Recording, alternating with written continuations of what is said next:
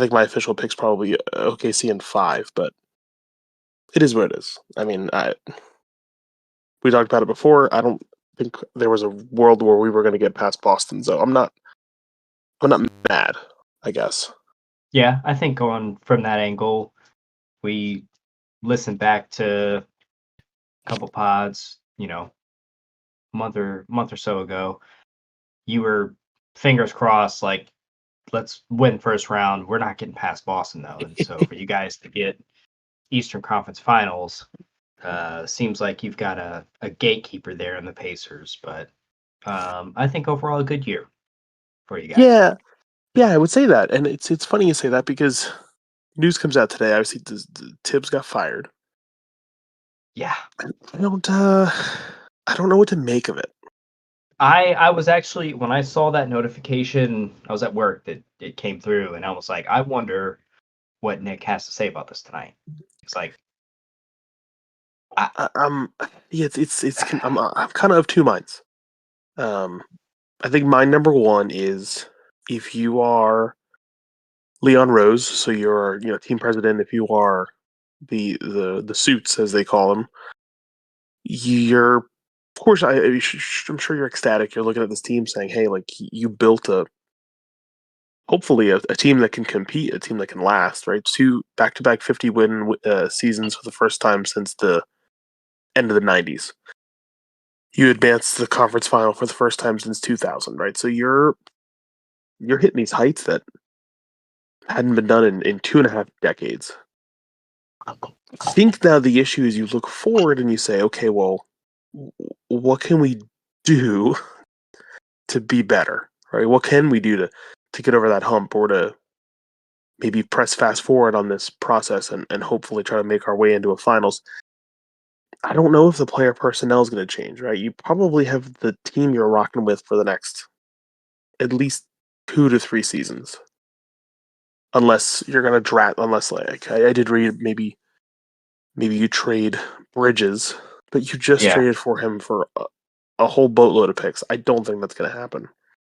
I did also read maybe you trade Cat only if you're going to land like a Giannis, but again, I don't know. Those to me, I don't know if those make us better or if those kind of keep us in the same boat. So then if you keep digging, like what else can change? And as much as I like Tibbs because I feel like he kind of gave us a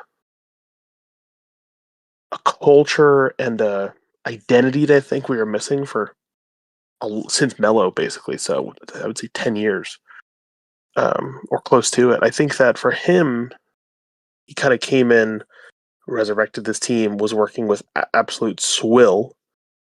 You bring in a Brunson and then you start adding those pieces. Now you're looking at this is a team that was only 2 wins away from the finals. However, he got slaughtered for his up until I would say up until the Pacers series. Then people did give him some credit, but like lack of the bench, lack of kind of tactical nous, like he was really getting cooked for it. So maybe that's what they're thinking. maybe, yeah, because I mean, the tactical game of chess in the NBA playoffs, who you play, what matchups you got, what games you're playing them, like that is a big part of the story. And if he's not making the moves that maybe some of the suits thought were better, not the best moves, they're going to get them somebody who can hopefully take this team, which just did what they did in the East, right? You beat Boston, you've proved you can climb over that mountain. So shouldn't be any reason why you're not in the same position next year. Yeah, And then just get a in better theory, tactician right? come playoffs, right? So I think my who final 2 knows? thoughts on it are fine if you're going to make the decision, but then who's the guy? Who's next? Because you can't do this and not have an idea of who you're going to go after. Because this can't turn into some like drawn out 3, 4, 5 weeks and there's no coach and then we're going to announce when training camp starts. Like, because that's not going to do anything either. You built all this momentum. This was a really, even if it didn't end on a positive note, there's so much feel good factor with this team right now that you could have just rolled this team into next year and people are still feeling good. Like the city's happy, the fans are happy, the team's pumped. But now all of a sudden it's like you let the air out of the balloon, and the team and the fans are gonna need something quickly to kind of bounce back from this because it sucks. Yeah, they're gonna need some kind of glimmer of hope here to kind of put a band-aid on the Exactly. wound there. But yeah, it's I don't know. I guess to get to the finals, what do you think of with Indiana, Oklahoma? I do think OKC wins. I think maybe Indiana takes 2. Okay. Say 5. I'm gonna say 6, just because it's the finals. But I easily think now we're to the point where it's not going to be entertaining anymore. Like those round 1, round 2 matchups were sick, Yeah. right? Like the Aaron Gordon buzzer beaters, like I think we're done with all that. I think these are going to be drive to the paint, draw fouls, get to the free throw line. 4 hour basketball game. Yeah. Yeah, exactly. Yeah. I want to disagree with you, but I can't. I think it's going to be. I'm not going to say ugly basketball because I don't know if that's fair either. But it's like you said, it's not going to be this back and forth, entertaining highlight reel. It's going to be one team's going to have 45 free throws, the other team's going to have 44 free throws, and that's going to be the game. Yeah. Which, hey, credit to them, they still advanced this far. I do think it's cool that regardless, we're getting a first time winner. That's always fun. Kind of redemption for Oklahoma City after making it with the trio of Westbrook, Durant, and Harden. But I was so invested, man. Part of me is like, I, if it's on, I'll watch it. But I don't. If it's on, I'll watch it. Dang. Well, it kind of it turned from like appointment viewing, especially like you said, the entertainment factor with every series in the first 2 rounds, where I'm putting on games of teams I don't even care about just because I knew there was going to be some crazy ending to it. And then obviously in investment with the Knicks games, but I was watching the Western Conference Finals, being like, okay, who could we potentially play? And I'm like, it kind of feels like a foregone conclusion. And you know what? I'm going to hold my tongue because maybe Indiana comes out, maybe they figure something out, and they're just a good matchup. But from everything that's been seen to this point, I just I think, as well as most of the world, Oklahoma City should roll. But I think the only thing that makes this entertaining is if Halliburton comes out and has his superhero moment, creates a name from himself, most overrated player to MVP of the finals sort of yeah, situation. and that's a cool redemption arc for sure. That would be well Damn, worth it. I think. damn near I an did I anime did think it freaking was freaking redemption arc. hilarious that he did not win Eastern Conference Finals MVP, It is and that tough, they but but Siakam was more consistent, so I get it. Even if Halliburton had higher highs, he also had lower lows. that is very true. He ended with was it less than 10 points? That game Game 5, he had 4, points. 5? Yeah. Yeah, right. You follow up a triple double game 4, almost a triple double in the first half, into 8 points in game 5. Like, dude, I can't be on the front of the stage giving you this award right now. Um, but what else? I mean, that's kind of. I would say that's kind of it with basketball. Like I said, I do think it'll draw to a close. We've kind of already know who the number one draft pick is going to be. Like basketball right now it went from this super exciting playoff, and like you said, now it's going to kind of lull into as soon as this finals ends. I think basketball will be on the back burner for a bit, but they had a great run. Last month or two has been heat every night. There's something going on. Yeah, and that's what was nice. But Well, we have that. We've got NFL teams are officially in like rookie mini camps and stuff like that, and now you're starting to see the highlight clips of teams on their social medias trying to push. Oh, look at this great play of this person that Mhm. we drafted. Like you want to go buy their jersey. I'm sitting here scrolling through, and almost everything the Jaguars are posting is like Travis Hunter clips, I mean, and it's yeah, like, why wouldn't oh it be? my, of course, want me to get it, but Yeah, we know lean he's into good. that as much as you can. Exactly, like we know he's good.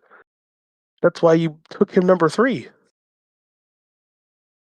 Um, but yeah, it's still a little too early to be like to what these teams are going to look like. I do think that's kind of the summer mo though, when these guys are out there in shorts and t-shirts, but no pads or anything. Now it's going to get to who's looking good, what's going to be changing.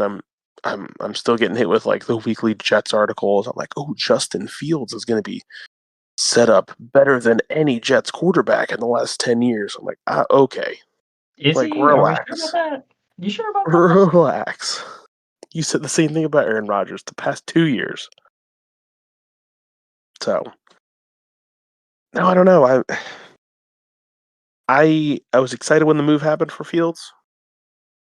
Not that not that he's going to take us to some sort of promised land, but I can sit here and say I'm excited at least. Like we don't have an old man under center who can't do anything, or Sam Darnold who's out with mono, or like whatever. Like we have a legit guy who could bring some excitement to the team. But also, I think we have like the 5th best odds for the number 1 pick next year. So everybody expects us to be bad again.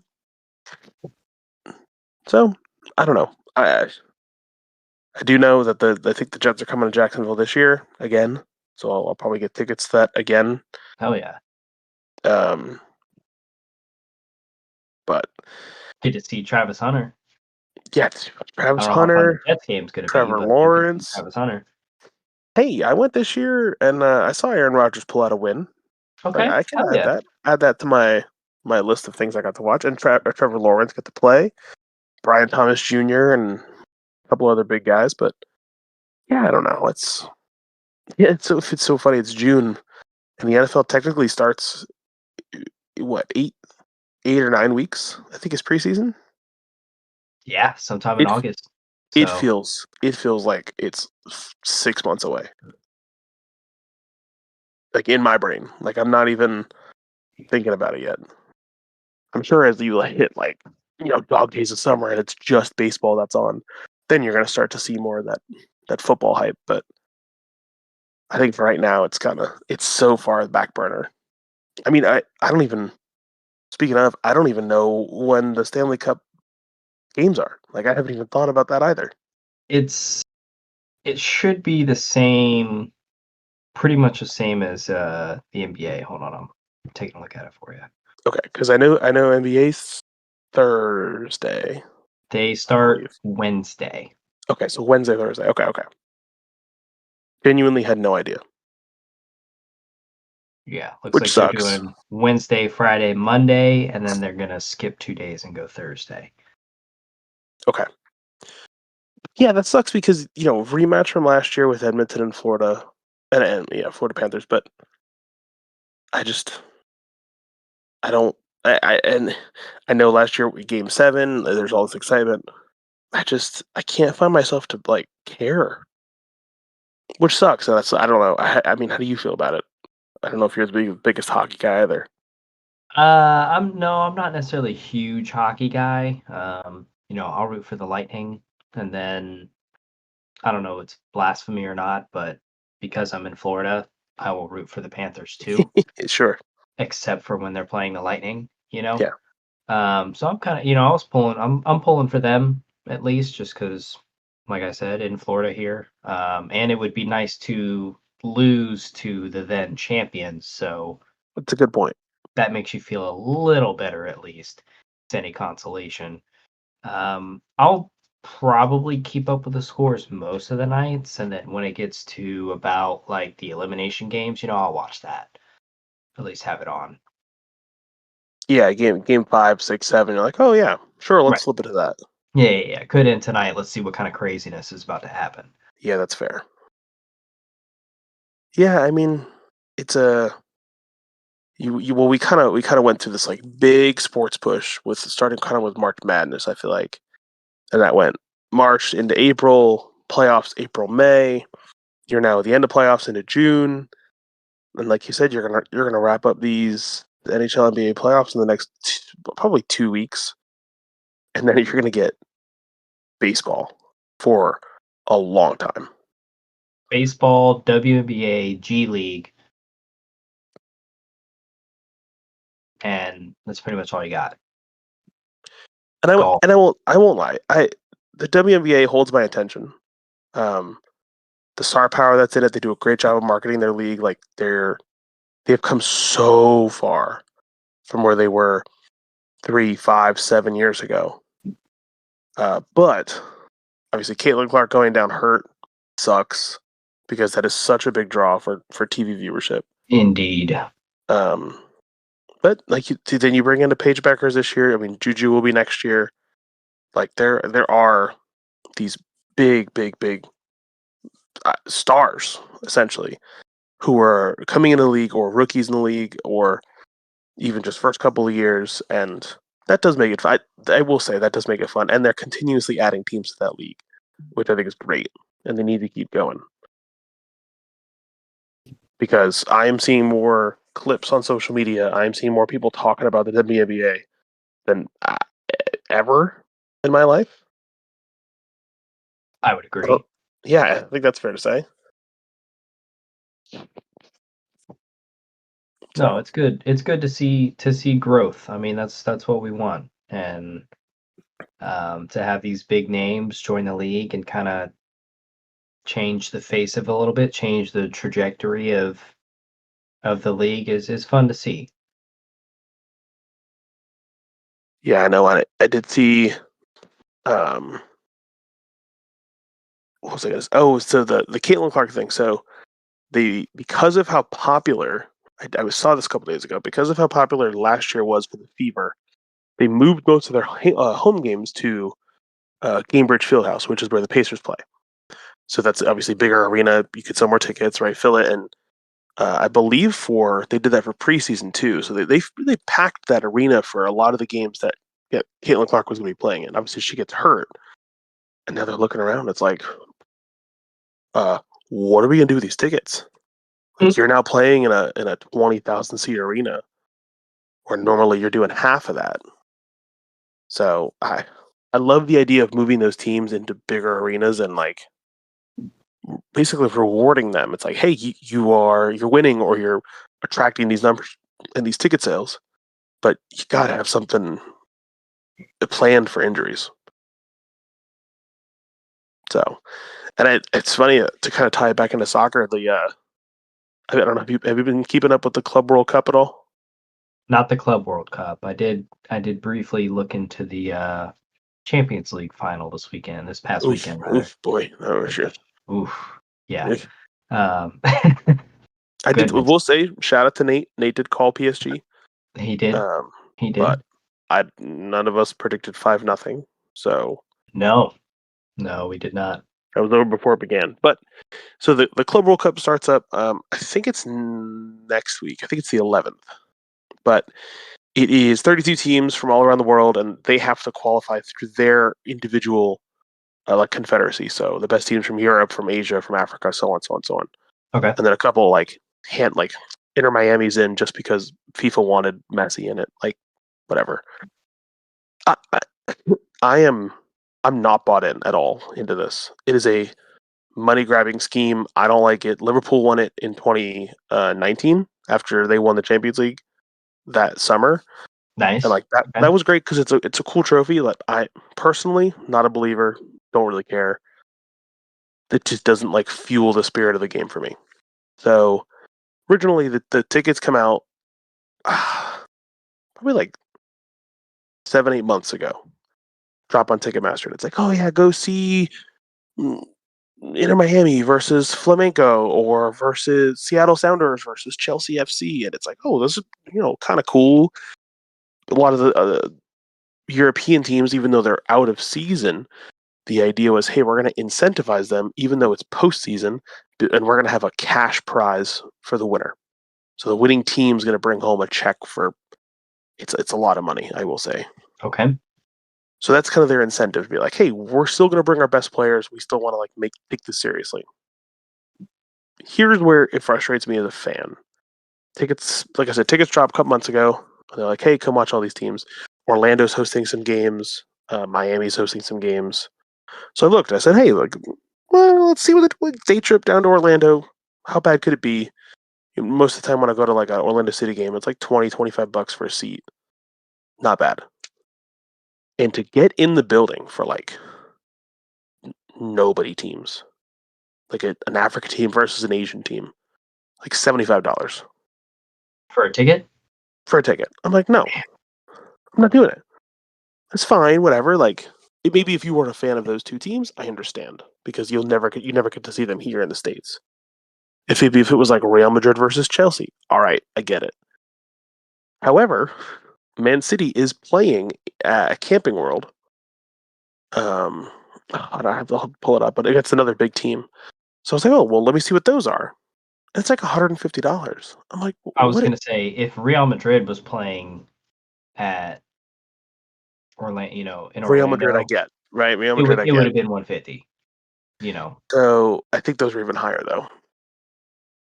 So all of a sudden, these it becomes a topic of conversation because these tickets aren't selling because nobody wants to go in the dead of summer outdoors in Florida for a day game. Yeah, no Baking. chance. So they're not selling. They're not selling. Finally, it comes out. It's like, hey, these tickets are overpriced. And only recently, I would say the last like 4 to 6 weeks or so, they've started to see some of these prices fall. But then a report comes out yesterday. So Inter Miami's first game, whoever they're playing, the stadium is only half full on tickets. That's when for a tournament that is trying to advertise themselves as like the global pinnacle, and we're going to do like a cash prize for they're going to have like a Fox or an ESPN broadcast with only half the amount of stands fill is crazy to me. Because this is, I mean, correct me if I'm wrong, but this is like the equivalent almost of Champions League. Like calling it Club World Cup involving all the best teams around the world. Yes. Like that Yes, yes, yes. That's what they're trying to build here is Yes. Champions League, but including all the teams, kind of like it was a CONCACAF with Yeah. USA and Or Mexico. or UEFA or whatever. Yeah, like Yeah. it is exactly what it is. So it's So just like an all encompassing, and for the stadiums to be half full. it's crazy. Like imagine But turning on that Champions League final and the stadium was half full. that's spot No on. way. No way. I think there's two problems here. I think one is for the entirety of this tournament's history, they have always done it in December. This is the first time they're having it over the summer. That would be a lot more manageable, at least if you were playing games in Florida. Or But yeah. Seattle Saunders, like I don't know about that. Well, all the games are East Coast. So yes, you're right. You Okay. still have to worry about like Boston, Philly, New York, but Right. yeah, this is the first time they move it to the summer. I'm like, well, that's fine, but you're in the States right now. And then the second thing is, I think they overpriced. Again, I have my business major hat on. If I knew that I needed to basically market the hell out of this thing and fill the seats, I'm inviting local clubs. I'm doing kids get half off. I'm doing whatever I can just to get people in the building. Then 32 teams, that's a big tournament. Then once Yeah. you work your way down to like your knockout rounds or your quarterfinals or so, all right, sure. Charge $100, $150 to get in. That makes That's more fine. sense. Yeah. Fine with me. Because that's when you're looking at, oh well, it's going to be Real Madrid versus Manchester City. Yeah, well, people are going to pay to get into that. I don't know. It's just frustrating because I want it. I want soccer to do well here, and this is one of those tournaments that like makes so much sense for me to be interested and want to go catch a game. and I just could not care less. So sucks. And again, maybe it would be a little different if like Liverpool were playing. Maybe I'd like raise that ticket floor a little bit to be like, oh well, maybe I could swing it and go What? catch a Okay, game. so follow up on that. What would you pay for a Liverpool in the States game? Orlando. It's an hour and a half drive for you. Day trip. I have to go two factors. One is, are they playing a team that is like an A tier team? If they're playing another A tier team, I'm probably going to Orlando and paying like to get in the door probably 100, 150. And Okay. feeling pretty good about that. Okay. If they're playing anything below that, $50 to $75. Okay, I guess put it in perspective for me. Have you been to a game outside of the States? Yeah, Liverpool at Okay, Anfield. I thought so. How much did that run you? Because Way too much. I'm not sure. Way too much money. It Okay, was worth I every won't make penny. you. I absolutely agree, and I'm not going to make you say the exact value. I'm just wondering, why wouldn't you pay that again to watch him in the States? I think two things. I think so. The game that I went to was a Premier League game against Leicester City, and it's like, okay, these games matter. You know, they're bringing their A team. They're mid Hmm. season, so these, you know, the formula's there. It's also at their home stadium, so that has the culture. It has the fans. It has the Hmm. songs. It has everything. Okay. If you were to just take the Liverpool. Okay, I'll give you another example. Liverpool came to the States last year to do preseason. They had a game in Philly. They had a game in South Carolina. The game in South Carolina was against Manchester United. So now you're telling me you have two arch rivals, both going to play against each other in preseason. I think it was either last week of July or first week of August, and it's in the States. And they played at University of South Carolina's football stadium. So 95,000, whatever, how many were people? Like that's a great recipe for success. And I had a buddy of mine go, and he's like, "Yeah, I'm just going to drive up for the day. Like, I got tickets. I'm going to go with my brother. Like, we're going to go have a blast." Okay. But something is lost along the way where it doesn't have the same like feel, the same fervor Energy. that it. Same Yeah, vibe. Okay. because I guess imagine the take the NFL London games, right? You could still get a Buccaneers Saints game in London, and it's going to have the same players, and it's going to be part of the regular season, but it's not going to feel like a home game at Raymond James. So, like there Not is for going to be nothing. something that's Yeah, different. they're not gonna know what that means. It exactly. You We know, don't know what that means for these teams. that's true. All right. So we are the foreigners here. So yes, do I know all the Liverpool songs and the players and the chat? Of course I do. The average Joe who's buying a ticket and coming to Orlando to go see the game probably does not. So you lose some of that atmosphere. He's a Liverpool fan because they won Champions League, and that's the team he plays with in FIFA. E- exactly. Gotcha. It's just a little different. And again, not to knock those fans, but that when I went to Anfield, I was the tourist. So I was part of their culture, doing their thing. I feel But that. for this, like they're coming to us, so we are essentially hosting them. They're not going to get that same energy, that same crazy fan experience. Like you're going to get people who are driving to Orlando for a day trip in the middle of June to watch soccer for 2 hours. It's just not the same. Now, like where I do think they'll probably get the same is like your South American teams, your Mexico teams, who obviously have like a huge fan base in the United States. You're going to get good turnout for those games. All of Messi's games, well, there people will snap up those tickets. They will go. But for everybody else, like, wouldn't surprise me if those tickets are not full. So, and it's like, I guess yeah, the NFL's probably my best. But think about the what's the college football game that they did? Was it Ireland or Scotland? Florida State. Yeah. Florida State, Georgia Tech was Ireland. Navy. Okay, no, I lied. Sorry. Navy Notre Dame was supposed to be Ireland, but COVID. That was COVID. Okay. So Okay. I think it was Florida State, Georgia Tech, where I don't want to talk about No, I, it. I'm less worried about like the final score, which obviously I know, but bad memory. But did that did that lose a little bit of feel because it wasn't at um I don't know who the Dope. home team was. Yeah, I guess Doak. I don't know who the home team was, but Yeah, did yeah. it I don't know. did it feel the same to you because it was overseas, or did it like lose a little bit of that shine? I'm gonna throw some shade and say it felt the same as a Florida State fan because we lost it late. So Fair been enough. there.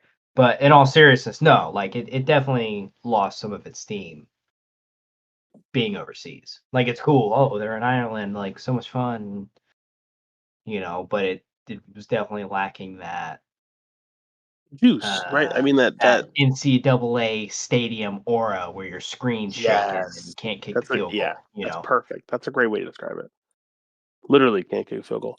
Um, no, I Yeah. think that, and I know that they're doing. I know it's a cash grab, and I know that that's why they're doing it. But like, there's been this idea for La Liga in Spain to try to host like regular season games in the United States, and they've been trying to get this passed for like 5 years now, and every time I bring it up, it keeps failing. But they keep trying because what they want to do is they want to have a Clasico. They want to have a Real Madrid Barcelona like meaningful regular season La Liga game in Miami. That is their like ultimate goal. That'd be wild. Of course, it'd be what like Okay, that game would sell out and you could charge whatever you wanted for it and it would sell out. fine. However, is that stadium going to have the same atmosphere as a Bernabeu or as a Absolutely not. that exactly? Absolutely not. It would be able to make them the same amount of money. I I know think it's that. gonna make them more money It because depending on what price they put on it, they yes, could definitely make more money off, I think, yes. because But we again, will buy that. it just But comes down to money then. And I yeah, think that's the frustrating part. Like there's yeah. almost like this like spirit of the game is almost tarnished a little bit. And I know I sound like I'm 85 years old saying like that, but that's how I Back in feel. my day, the players fed Exactly. off the stadium's energy and but it's true. Honestly. It's true. So it's just it's different. Um I want to see my sweet game stay the same, but I do fear that change is coming. But even like the World Cup going to Qatar and Russia, like I'm excited for the World Cup next year in the states because I do think that people will come here. Be like people will travel with their countries with to follow their teams and like go game to game. Yeah, That's we I just mean what we we do. yeah, that's what we do for it. But this is the only gripe I have for next summer. You extend it from 32 teams up to 48 teams. So that means that you're having more teams in, more countries in, more group games. So from FIFA's perspective, it's well, more people are going to come watch them. But Mm, you're seeing the experiment this summer failing. Who's going to go watch Tahiti versus Haiti in the group game? Like, and no shade to those two teams, but when you extend it up to 48, there are quote unquote lesser teams that are going to get in, and then now you have indeed. to worry about like, okay, I need to fill that football stadium. Like they're not going to host these at soccer specific 30,000 seaters. They're going to host them in college football stadiums or in the NFL stadiums, and they're going to need 80,000 people at every game. And I just don't know if that's going to happen. I I don't think it will happen. At So, least for, those lower tier games. Those number and that 3, sucks. 4 in the group playing against each other, like that's gonna be a 15K. Like, Yeah, it's and honestly, yeah, and I think I guess the because again, now I'm just old man yelling at cloud, but They came out a couple weeks ago, I want to say, maybe a month ago. FIFA has not announced the ticket prices yet for next summer for the World Cup. And people are like, oh, this isn't good. What's taking them so long? And it's clear that they're using the Club World Cup as like a test. Like, oh, hey, what's going to work? What kind of pricing can we use? Let these guys set their ticket prices for $150 and Exactly. then we'll figure it out. Yes. So the official news that came out is like, hey, they're going to use dynamic pricing, which I guess is widespread. Nobody likes it, but it makes people a lot of money. So the games that are in high demand, all of those prices will rise as more of those tickets sell. Ugh. The absolute worst. So rather than just what's a good example? So let's use I got Mets Yankees tickets, right? So I got them 4th of July. I paid like a little over $100 when the tickets first dropped, and the game sold out a couple of days later. This was like 6 months ago. So if I went on now, you have to go through those secondary, like StubHub or whatever else, to buy them off of people who already have the tickets.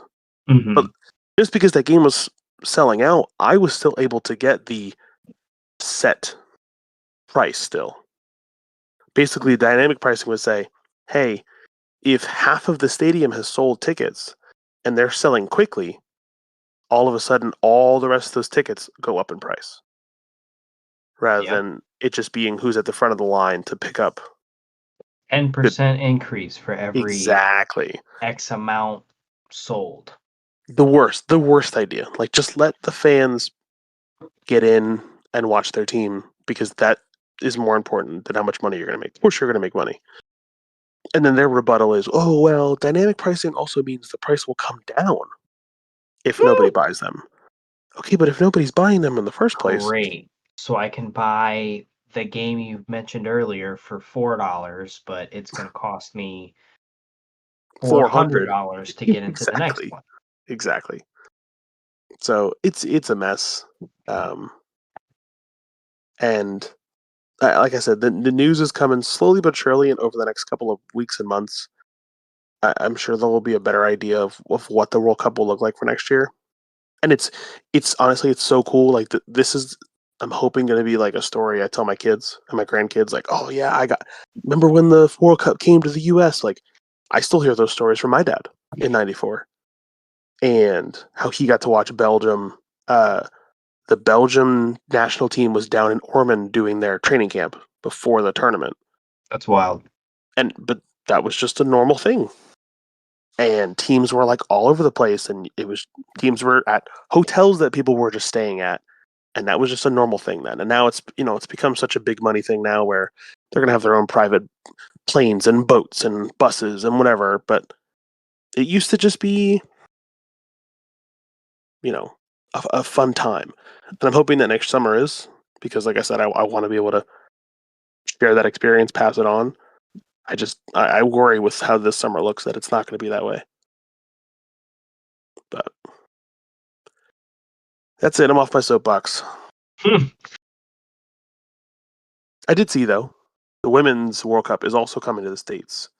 And we're going to share it with Mexico in 2031. Hell yeah. So, just in case I don't get tickets next summer, I will definitely get them at the Women's. That's right. Yeah, exactly. You got anything else? I believe the Belmont is this weekend. Okay. If I do remember correctly. Journalism, who won the Preakness, is the favorite at Nice. 8-5. Sovereignty, who won the Kentucky Derby, is second favorite at 2-1 odds. I think I'm gonna go with my Derby horse, Kentucky, and pick Sovereignty again. All right. So I am definitely setting up a couple bets that has like Sovereignty 1, Journalism 2, and then like maybe a Journalism 1, Sovereignty 2, just in case. But I think I'm pretty confident that Sovereignty, who didn't race in the Preakness, will be able to outrun Journalism here because he looked Nice. very good. And I lied. It is this Saturday. Okay. The 7th. So perfect. All right. Well, then next week I'll check in with how those bets did. Let's see. All right, homie. Well, like I said, in the midst of moving and recording from my bedroom closet, before I have everything set up next week. But that's it, man. Always a pleasure. All right, man. Yeah, always a pleasure. I'll catch you next week. Yes, sir. Good night.